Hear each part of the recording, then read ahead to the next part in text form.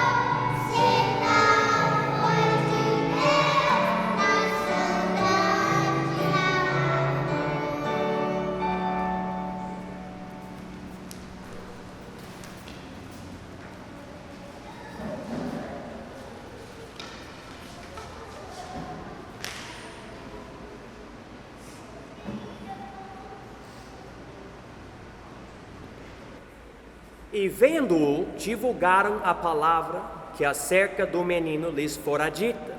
E todos os que a ouviram se maravilharam do que os pastores lhes diziam.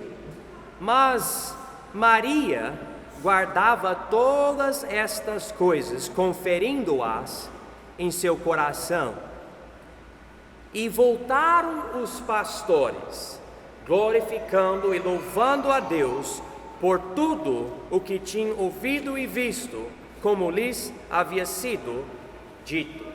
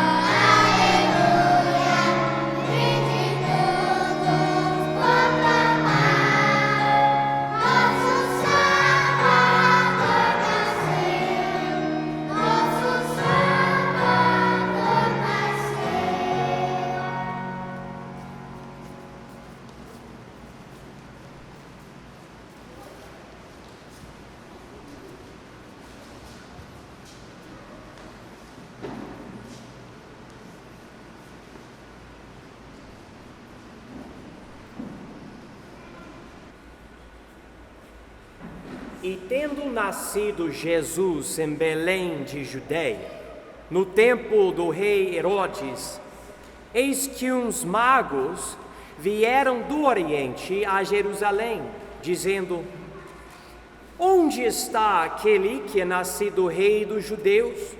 Porque vimos a sua estrela no Oriente e viemos a adorá-lo. E o rei Herodes, ouvindo isto, perturbou-se e toda a Jerusalém com ele. E congregados, todos os príncipes dos sacerdotes e os escribas do povo, perguntou-lhes onde havia de nascer o Cristo. E eles lhe disseram: em Belém de Judeia, porque assim está escrito pelo profeta: e tu, Belém, terra de Judá, de modo nenhum és a menor entre as capitais de Judá, porque de ti sairá o guia que há de apacentar o meu povo Israel.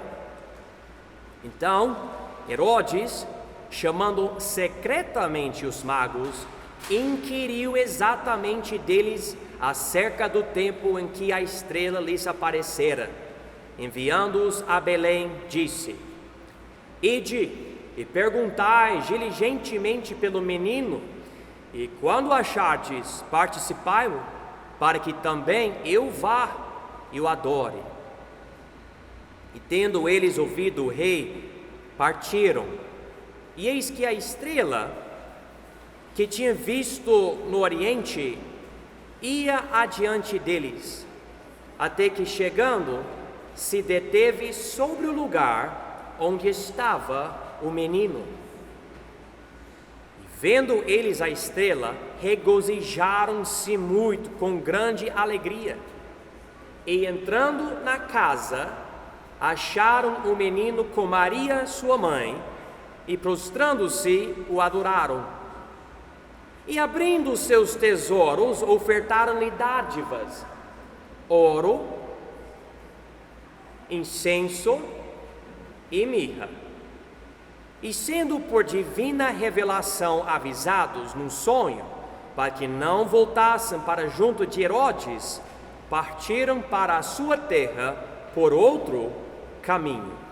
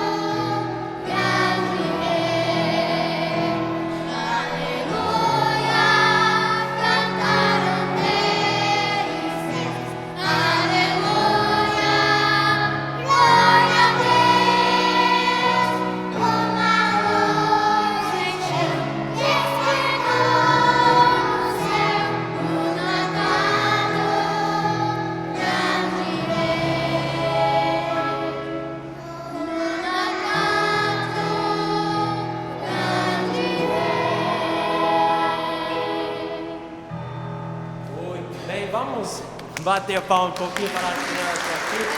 Parabéns, criança. Vem aqui. Mariah, Sofia, olha, volta para cá, por favor. Eu expliquei isso algumas vezes para elas, mas não lembraram, não.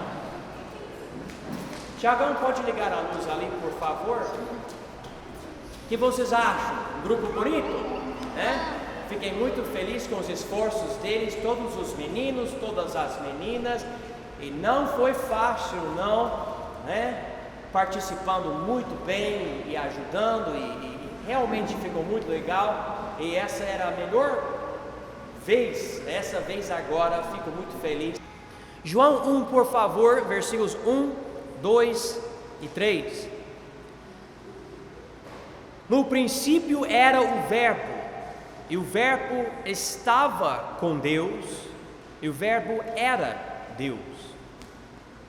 Ele estava no princípio com Deus. Todas as coisas foram feitas por Ele, e sem Ele, nada do que foi feito se fez. E vamos voltar para versículo 1, que tem a palavra verbo. No princípio era o Verbo, e o Verbo estava com Deus, e o Verbo era Deus. Deixe-me fazer-lhes uma pergunta que pode parecer muito simples, mas a realidade é que não é muito simples. Você conhece a Deus? Você tem esse conhecimento do Criador? Aqui no versículo diz as palavras no princípio, e aqui não diz o princípio de Deus. Na verdade, Ele não tem princípio, nem tem fim. Ele é o princípio, Ele é o fim, Ele é o Todo-Poderoso. Quando você começou, Ele já estava presente. Quando você esperar, Ele já está naquele lugar. Ele está em todos os lugares, a todos os tempos, ao mesmo tempo. E tudo que é Ele está naquele lugar. Ele é Deus. Ele é infinito. Ele é um espírito invisível, sem corpo, sem ossos, sem carne, sem sangue. Ele não precisa de espaço, Ele não precisa de tempo. E quando você para pensar sobre Deus, o Criador, e realmente para pensar e entendendo essas poucas coisas, você começa a chegar à conclusão que é difícil conhecer alguém infinito e eterno e que é, além de tudo que é natural, Ele mesmo é sobrenatural, Ele é soberano, Ele tem todo o poder, toda a sabedoria, Ele é perfeito. E é esse Deus que criou você, esse Deus que deu para você seu cônjuge, seus filhos, seus netos e bisnetos, ou que vai dar, se for a vontade dEle. Esse Deus. Por que é importante conhecer a Deus? Qual é o valor do conhecimento desse Deus, do nosso Deus? Veja comigo, por favor, pode manter um dedo aqui em João. Vamos para o Velho Testamento, o livro de Provérbios, por favor. Provérbios, capítulo 9. Aqui o rei sábio Salomão escreveu o seguinte em Provérbios 9, 10. O temor do Senhor é o princípio da sabedoria e o conhecimento do santo, a prudência. Aqui a letra maiúscula, santo, aqui é a letra S. É porque essa palavra é a palavra usada para se referir a Deus. Deus é o santo. Santo quer dizer separado de todos nós, superior a todos nós, sem pecado, de identidade diferente. E a Bíblia diz para nós aqui que o conhecimento do santo é a prudência. Prudência quer dizer sabedoria, um entendimento além do normal. É o entendimento que é o seguinte: os pensamentos que Deus tem são os pensamentos que eu tenho. E a Bíblia diz aqui que se você tiver o conhecimento do santo ou de Deus, você vai ter os pensamentos de Deus. Às vezes eu converso com pessoas que falam: pastor, eu não tenho a mínima ideia o que Deus está fazendo comigo, com a minha vida, com a minha família. Eu não sei o que Ele quer fazer na minha vida, ou o que Ele quer que eu faça. E há uma distância entre essa pessoa e Deus. Você pode chegar aqui e ter uma ideia de religião, ouvindo pregação, cantando música, gostando da época do Natal, por exemplo, e ainda você não tem a prudência que vem do conhecimento do santo, porque você infelizmente não tem o conhecimento de Deus. Também vamos ver outra passagem, João 17, por favor. João 17, versículo 3. Aqui Jesus está orando e Ele está conversando com o Pai dele, que é Deus. Ele fala algo, eu acho muito interessante aqui em João 17, nessa oração. Ele diz o seguinte, João 17, 3: e a vida eterna é esta, que te conheçam a ti só, por único Deus verdadeiro e a Jesus Cristo, a quem enviaste.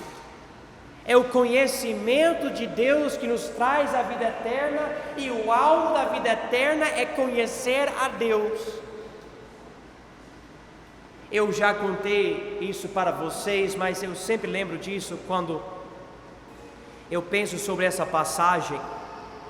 Quando eu era criança, eu gostava à noite de ir com meu pai para olhar para o céu e ver as estrelas e outras coisas.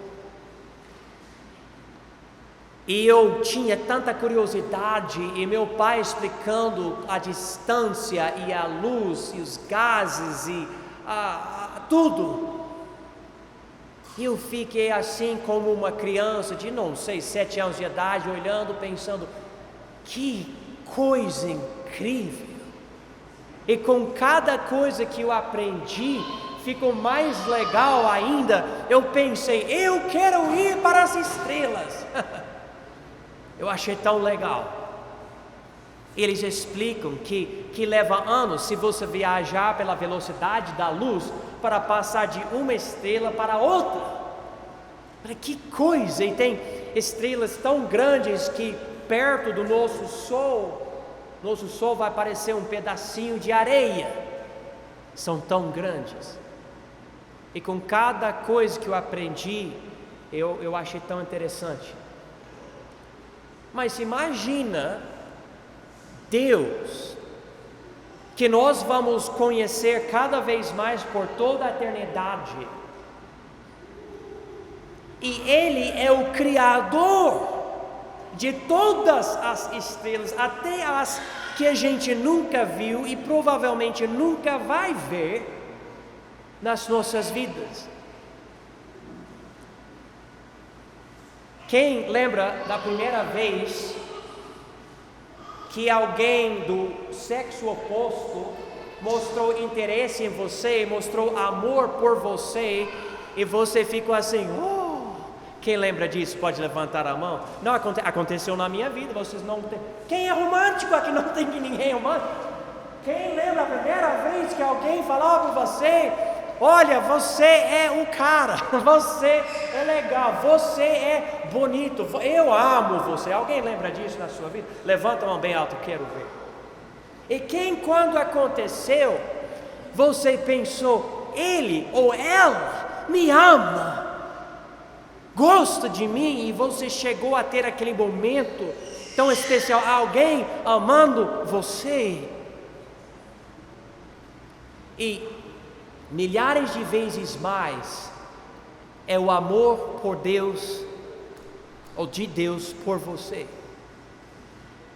Ele tem esse interesse na sua vida e Ele quer ser conhecido por você. É pelo conhecimento dEle que na verdade tudo da sua vida muda.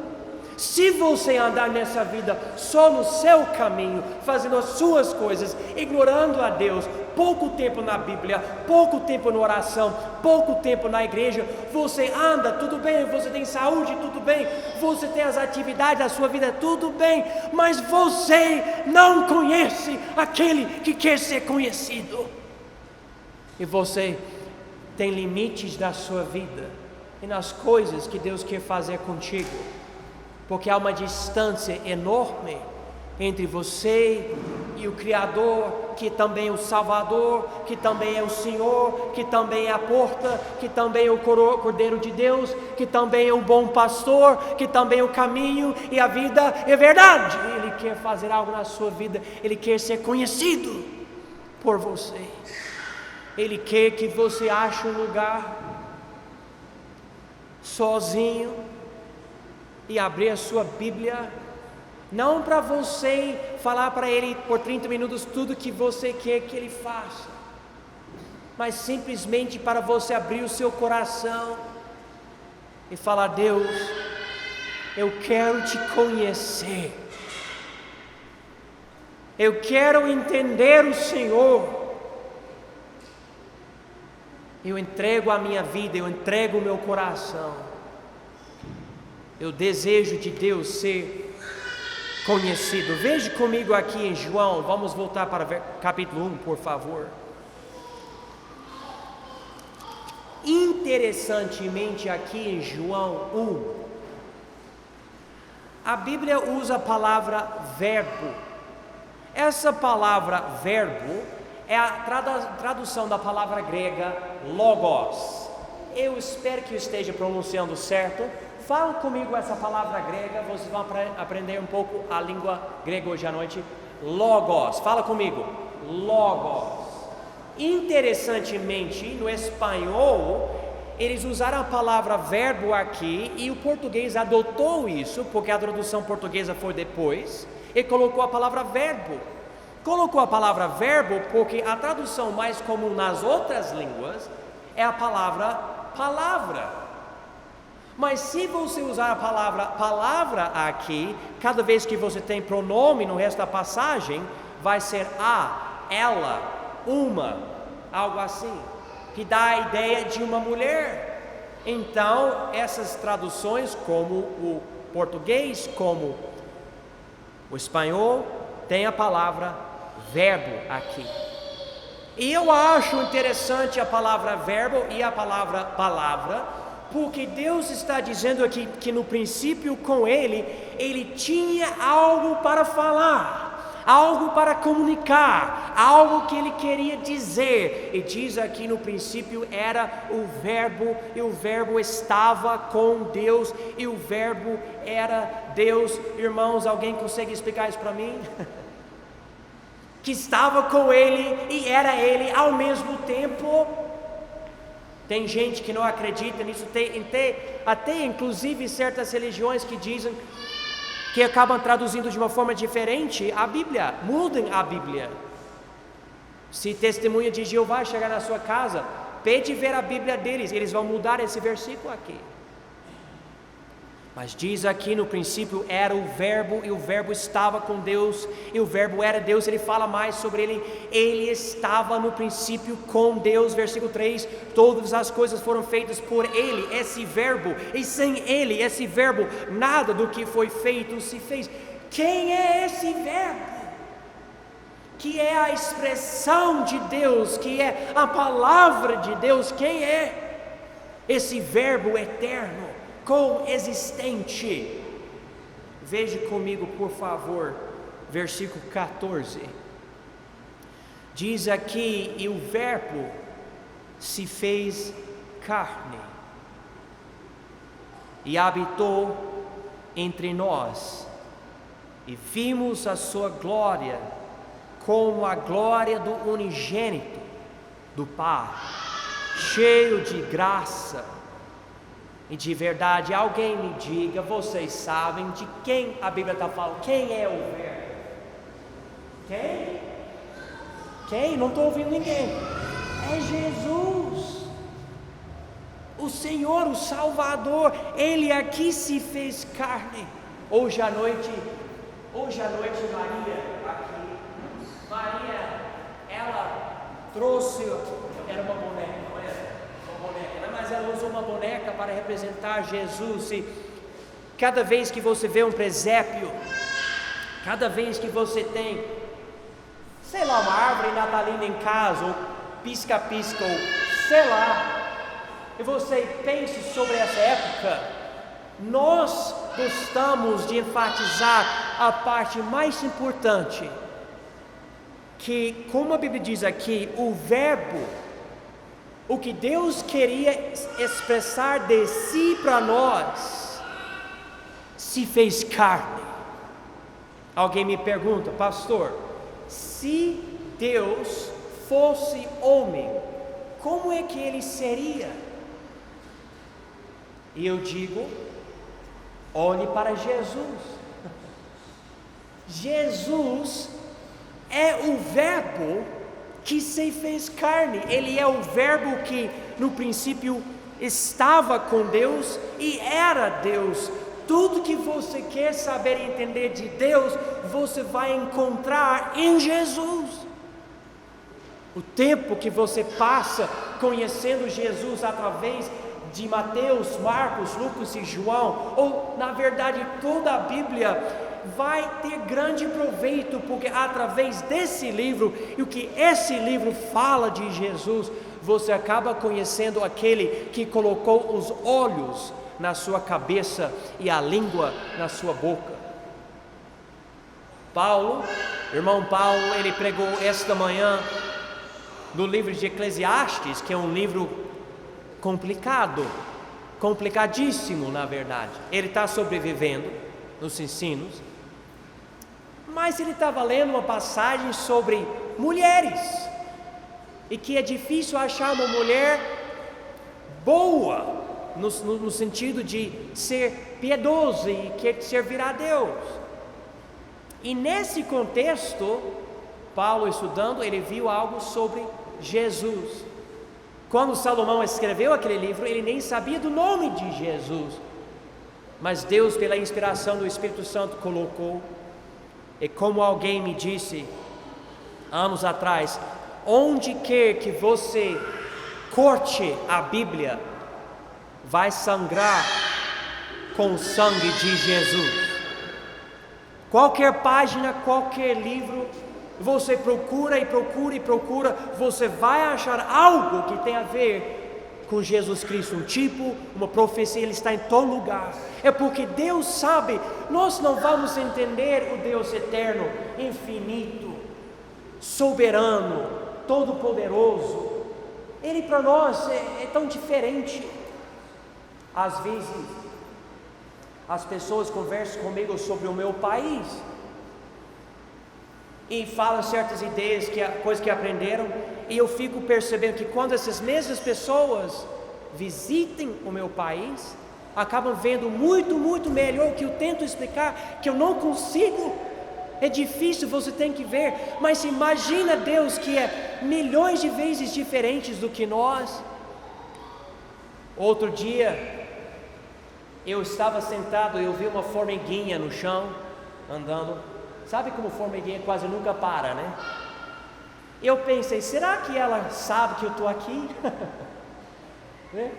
Será que a formiguinha está pensando, bom, tem esse homem aqui, ele vai me esmagar, então eu vou para lá. Não, ele não estava nem aí, deu para eu matar ela sem problemas, né? Eu, de uma forma, acredito que nós andamos na terra como formiguinhas, e Deus está olhando do trono. Ele pensa, o povo não está nem aí, não tem a mínima ideia o que eu estou fazendo e o que eu consigo fazer nas vidas deles. Mas Deus quer ser conhecido. E interessantemente, essa palavra verbo aqui em João 1, no grego é mais do que verbo, é mais do que palavra. A palavra logos quer dizer um discurso, ou uma pregação, ou um argumento. Interessantemente, Jesus veio para ser crucificado por nós e para fazer milagres, mas a maior parte do tempo, o que é que ele fazia? Ele pregava, e depois ele mandou missionários, não para a gente ser crucificado, mas para o quê? Para a gente também pregar, e daí ele me colocou nesse púlpito para pregar para vocês fazerem o quê? Para vocês levar a mensagem aos seus vizinhos, amigos, parentes, até inclusive seus inimigos. Porque ele tem uma mensagem para transmitir para nós. Daí Deus escolheu a palavra logos para descrever o Filho dele. Deus está dizendo, e meu filho, você vai me conhecer. Veja comigo João 14, por favor. João 14, versículo muito conhecido, João 14, versículo 6, diz o seguinte: disse-lhe Jesus, eu sou o caminho e a verdade e a vida. Nota essas palavras, por favor. Ninguém vem ao Pai, senão por mim. Ninguém vem ao Pai, senão por mim. Acesso a Deus não é por você dizer que você acredita em Deus. Acesso a Deus não é por você estar na igreja, não é por você fazer algumas coisas boas. Acesso a Deus vem por meio de Jesus Cristo. E se você não tiver Jesus, você não tem nada. Veja comigo mesmo no livro João capítulo 3. João 3. O último versículo de João 3. Aquele que crê no Filho, que claro é Jesus Cristo, aquele que crê no Filho, João 3:36, aquele que crê no Filho tem a vida eterna, mas aquele que não crê no Filho não verá a vida, mas a ira de Deus sobre ele permanece. Se eu pudesse, na minha vida toda, se eu pudesse, vamos dizer que Deus fala para mim: João, você tem 5 minutos nesse planeta e você vai morrer. 5 só. Se eu tivesse só 5 minutos, Ele fala para mim: eu vou te dar o poder para fazer qualquer coisa em 5 minutos. Eu falaria para Ele, Deus, me dê o poder para colocar Jesus nas cabeças, nos corações de cada pessoa, porque eu sei que através de Jesus tudo transforma, tudo. Eu não vou precisar fazer mais nada se você simplesmente tiver Jesus. Ele é o verbo, Ele é o argumento, Ele é o discurso, Ele é a mensagem, Ele é o sermão de Deus. Tudo que nós precisamos saber se encontra em Jesus. Deixe-me fazer uma pergunta: quando foi a última vez que você abriu a sua Bíblia em casa para conhecer Jesus? Quando foi a última vez que você ficou de joelhos em casa e falou: Deus, eu preciso conhecer a Tua vontade? Quando foi a última vez que você levou a sério o seu conhecimento do Criador? Quando foi a última vez que você falou: o conhecimento de Deus através de Jesus é tão maravilhoso que eu quero compartilhar com os meus parentes, os meus amigos, os meus vizinhos? Quando foi a última vez? Nesse Natal celebramos o nascimento de Jesus, e é uma coisa especial. Cada vez que eu vejo Jesus, ou um presépio, vamos dizer, eu vejo o bebê Jesus, e é uma coisa especial porque eu sei que assustou Maria. O anjo Gabriel falou: olha, você vai ter filho, você vai ser virgem. Esse filho, ele vai ser incrível. As pessoas não vão nem entender ele, mas ele vai ser o Filho do Altíssimo, o Messias prometido. Há uma música no inglês, eu acho que não foi traduzida, talvez, mas eu acho que não foi traduzida.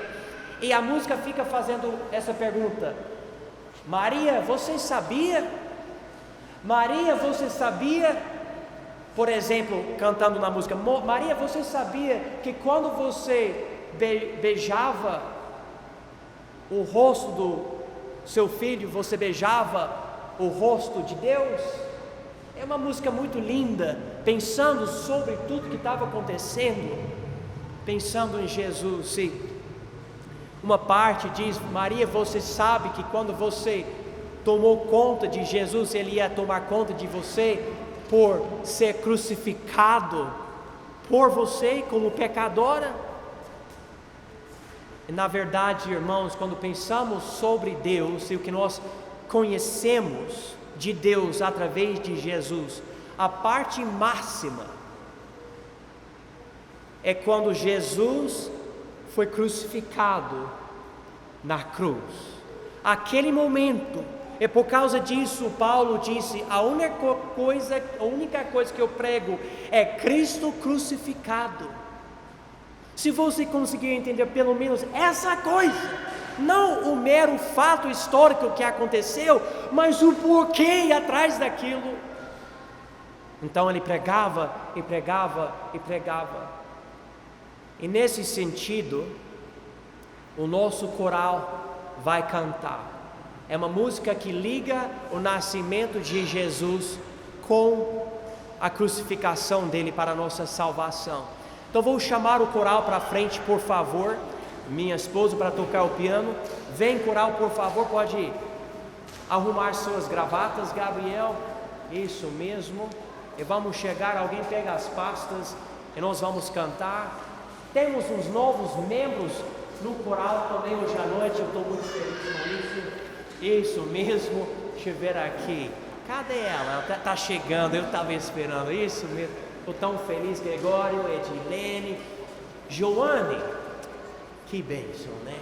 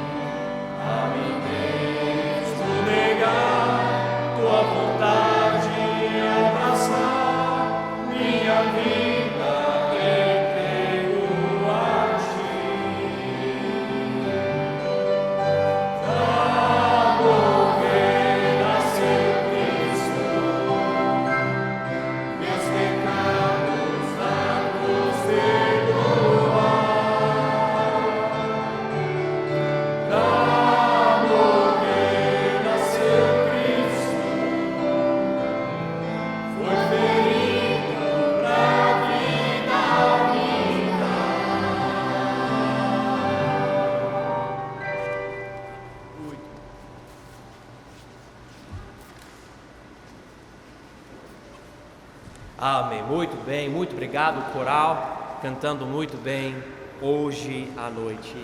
E obrigado, igreja. Olha, se você está aqui hoje à noite e não conhece Jesus como seu Salvador, esse é o primeiro passo. Não tem mais nada para você fazer. Para de pensar que você precisa arrumar sua vida e parar de cometer um monte de pecados e blá blá blá. Muita pessoa pensa nisso. A salvação não é você consertar sua vida para você ser salvo. A salvação é você ir para Jesus e Ele transforma a sua vida, e você verá o poder do Espírito Santo tirar os pecados da sua vida. Se você já recebeu Jesus, você sabe, você nasceu espiritualmente, você era infante, você precisa crescer, você precisa do alimento espiritual, e com isso você acaba vendo certos pecados. Anos atrás, eu pecava fazendo certas coisas, e só depois de vários anos eu percebi, peraí, até isso é pecado. Eu recebi Jesus anos e anos atrás, mas Deus está fazendo uma obra em mim.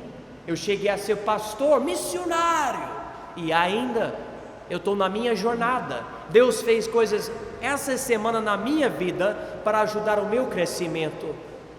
Mas para você poder crescer espiritualmente, você tem que nascer espiritualmente. Isso só vem por conhecer Jesus como seu Salvador pessoal. Vamos baixar nossas cabeças hoje à noite.